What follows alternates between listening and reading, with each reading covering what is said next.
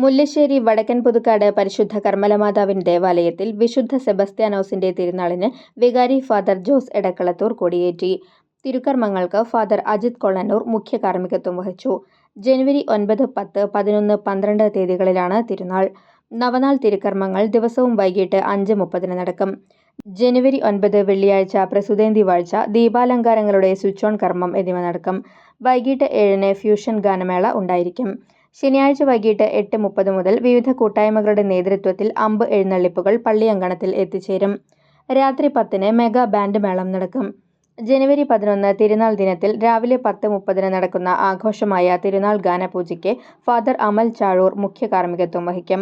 Father സേവി പുത്തരി സന്ദേശം നൽകും. Father Shelton Chittilappilly സഹകാർമ്മികത്വം വഹിക്കും. വൈകിട്ട് 4 ദിവ്യബലിക്ക് ശേഷം ആഘോഷമായ തിരുനാൾ പ്രദക്ഷിണം നടക്കും.